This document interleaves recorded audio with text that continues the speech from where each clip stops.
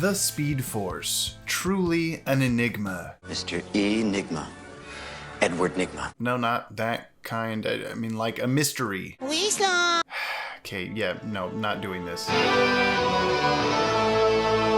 In DC Comics, the Speed Force is what gives the Flash and other speedsters their power.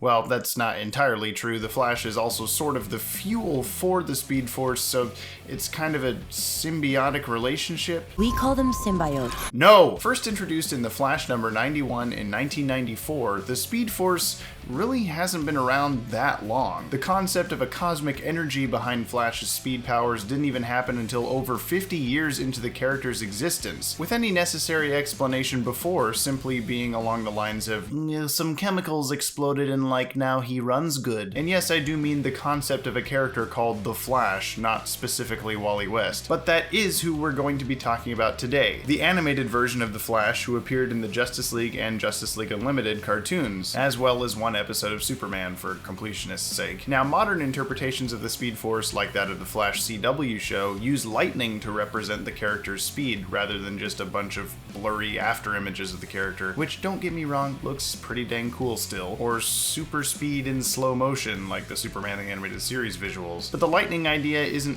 anything new. Wally was seen running via lightning at least as far back as Mark Waid's 90s iterations of the character, as well as some of this animated Flash's tie-in comic appearances, and probably earlier than that. What, do you expect me to look up every Flash comic to find out the earliest time we saw lightning? Oh, you do? Lightning as visuals for Wally's speed makes total sense. He was hit by the stuff, after all, to become the Flash in the first place. But as lightning in the live-action takes on the character have been indicative of Speed Force usage, since Wally doesn't have it in his animated appearances, does that mean the Speed Force doesn't exist in the DC animated universe? Well, let's take a closer look. Real quick, before we get too deep into things, I know the video's just starting off, but you like it so far, right? Enough to hit that thumbs up button, right? Right? Yeah, I'm right. You know I am. Keen fans of Justice League Unlimited will know that in the penultimate, that means second to last, episode of the show's second season, Wally West runs so good, circling the globe multiple times in the span of just a few seconds, that his molecules begin vibrating at such a speed that he actually phases out of the third dimension and into, well... It's so beautiful here. There's a force, a speed force. It's calling me home. I have to go now. And hey, there's lightning surrounding him when this is all going down. This is the first time the concept of a speed force has come up on screen in the DCAU, and the way Wally is so entranced and bewildered by the experience, it seems clear he has been, up until this point, unaware of such a thing. And even when he's pulled out of the Speed Force by his Justice League teammates, he expresses, I can never go that fast again. If I do, I don't think I'm coming back. Side note, have you ever actually stopped to calculate just how fast Flash was running during that sequence? Well, I haven't, but Comic Books vs. the World has. Counting all those together means that Flash looped the circumference of Earth 4 times in about 2 seconds. Multiplying the circumference of Earth by 4 and dividing that by 2 seconds means that Flash at his absolute fastest was running at a speed of 80,150 kilometers a second. Converting that to miles per hour and kilometers an hour means that he was running at a speed of about 179,290,443 miles per hour, or 288,540,000 kilometers an hour. That's a good YouTube channel. You should watch it. So the Speed Force does exist in DCAU continuity, confirmed. Now, this whole I can never go that fast again thing may just be a clever writing gimmick to explain away why the Flash doesn't just solve every problem by running at supersonic speeds no villain would be capable of topping. But it also goes along pretty well with Speed Force storylines that have been explored in other mediums, such as the CW show's third season? I don't know. It's all blurring together. I really need to catch up on those shows. Or do I? In this finale, Barry sacrifices himself by entering the Speed Force and being trapped within it, serving as a conduit for its energies and a placeholder for Wally, who had previously been trapped there but was saved. And man, I'm getting a headache just trying to remember what the hell happened in this episode. This is a DC animation channel, give me a break. But anyway, it's a very similar situation to the one we're seeing DCAU Wally endure. He's used so much Speed Force energy by running so ridiculously goodly that the energy needs to be replenished somehow, and him physically entering and remaining within the Speed Force is gonna do the trick. But that was stopped from happening by the other Justice Leaguers. So is the Speed Force still hungry? Is it unbalanced? Is it gonna come for Wally again? Well, that's the interesting part here. Despite seemingly quote-unquote activating his Speed Force potential and actually visiting that plane of existence, Wally's powers don't seem to be any different for the rest of his episode appearances than they ever were before. His speed is still visually represented by a bunch of other semi-transparent flashes whose internet connections aren't as strong as the frontman's. He's still limited in his top speed, and he still displays the same power set of I can run good and I can also spin my arms to make a bunch of swooshy stuff, not to be confused with swoopy stuff. So what happened? Unfortunately, there isn't a ton of other Flash lore on screen in this universe. We don't even know if Barry Allen for sure exists or doesn't here. He might be the uncle Wally talks about in season 3. My mom's gonna be there.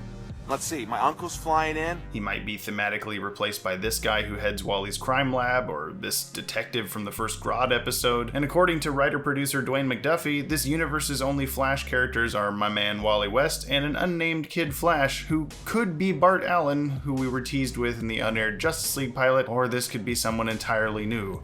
We never see them. But take the Justice League Beyond comics from the early 2010s as further info. While these weren't strictly DCAU canon, trust me, we're covering that whole debacle very soon, they did introduce the idea in a very DCAU-like world of a Speed Force-style connection to other past speedsters' consciousnesses through the new Flash, Danica Williams. She can communicate with Jay Garrick, Bart Allen, and my boy Wally West as if psychically. And what do you know, she runs with lightning. Mentioned to literally be the Speed Force, it's very reminiscent of instances from other DC Comics mediums in which said force can indeed broadcast or project images or voices from someone's past. While Danica never knew these other Flashes personally, it makes perfect sense that their souls essentially would be absorbed into the Speed Force upon their deaths? Wait, is Wally dead by Batman Beyond Time? Why? What? But this does work in conjunction with the Speed Force's JLU appearance. If Wally essentially escaped death that day, would not the Speed Force act as his own personal Grim Reaper when his time came? That is, after all, the exact concept of the Black Flash in DC Comics. We've never seen the Black Flash specifically, but there is the ongoing theory in DC lore that the Black Flash character and the Fourth World Black Racer character are one and the same. And we have seen the Black Racer in the Superman episode, Apocalypse.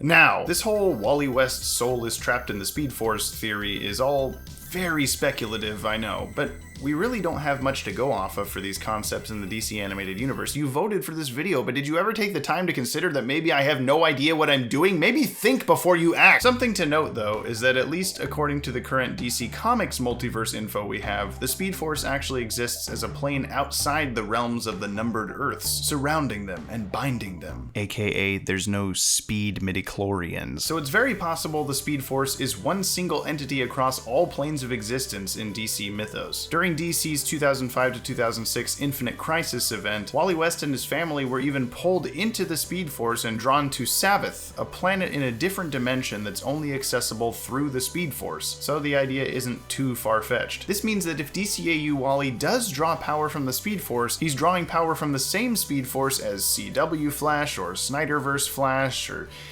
Young Justice Flash, and Kid Flash. The only other on-screen instances of Wally's power being frequency-based are when he accidentally transports himself and other Leaguers to the Justice Guild universe by running around a big robot really good, which in his defense is like Flash speed mixed with robot electricity. A universe which is quickly explained by Tom Turbine to be separated from the League's own by vibrational differences, and the JLU episode The Great Brain Robbery, in which Green Lantern explains Wally's vibrational power set to Red Tornado. His vibrations create an unstable resonance. Which is why the real Flash doesn't do it.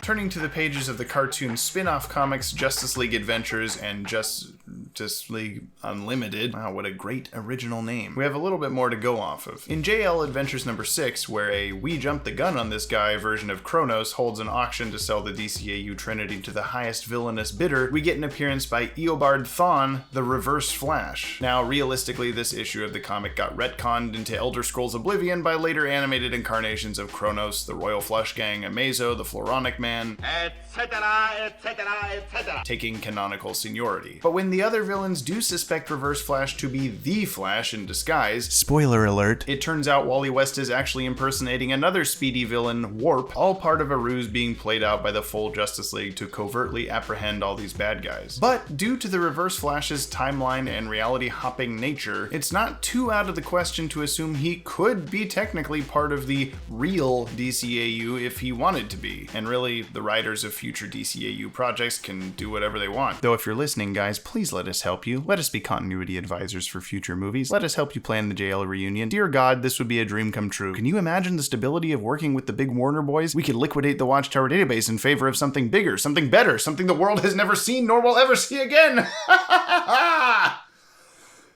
Traditionally, the Reverse Flash is just as tied to the Speed Force as the non-Reverse Flash, aka the Flash. Well, I should say the negative Speed Force. I don't have the time nor brain power to devote to explaining the negative Speed Force, but just understand that it cannot exist without the positive Speed Force, and is a big player in Reverse Flash's comic book origin. Therefore, his existence in a DC animated universe multiverse is reason enough to believe that things work relatively similarly to how they do in graphic novel town. By the way, this Justice League Adventures issue is actually really fun and I highly recommend it, despite its loose continuity. It's cool to get looks at some villains we never saw in the DCAU otherwise, and it's a really well put together mystery with some great action. And it's drawn by Min S. Koo. The guy has a custom Justice League Garage wall painting. It doesn't really get better than that. Well, maybe a custom Justice League Garage painting and story credit on the JL reunion movie. Oh, and keep that epilogue a secret, would ya? Come on. Jeez, you guys. Issue number 7 of this comic also notes Flash's ability to see and transform himself into radio waves, an ability his animated counterpart never reciprocates. But it does continue the idea that Wally is at least aware of and able to harness energies produced by signals and vibrations in dimensional space. And much later, in Justice League Unlimited issue number 12, which was released about a month after the Divided We Fall episode that introduced the DCAU's Speed Force, Wally mentions his connection to the Speed Force as a way of anchoring him to the real world after he's stuck inside a Mirror Master trap. Like its Adventures counterpart, this comic run is likely not canon to the television world of JLU. More on that at another time. But like Justice League Beyond, the idea is still tossed around in a DCAU-esque world, which, since theoretically the Speed Force is always the same Speed Force, only strengthens the fact that it certainly exists within DCAU continuity. However, that winds up actually applying to the animated Flash. Ooh, and this kid calls Wally the second Flash at the end of the issue. No Barry Allen confirmed. Wait, no, this comic probably isn't canon. Damn it, I don't even know. So does all this mean DCAU Flash is significantly underpowered compared to other versions of the character? Well, maybe.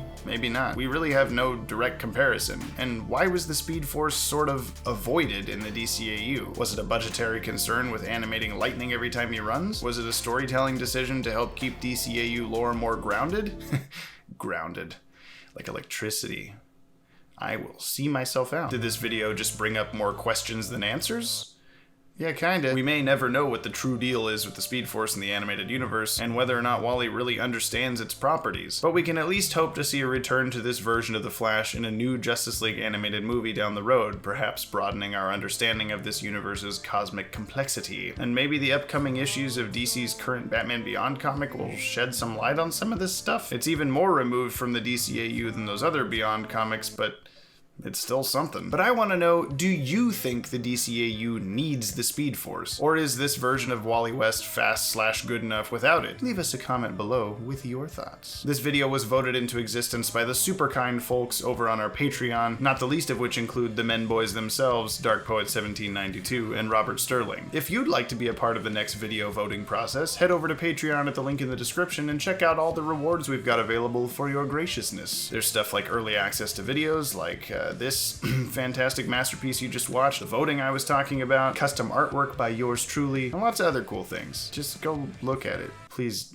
God. Hit that subscribe button if you haven't already so you don't miss out on other upcoming Watchtower Database videos. And I'll see you in a I can't do it.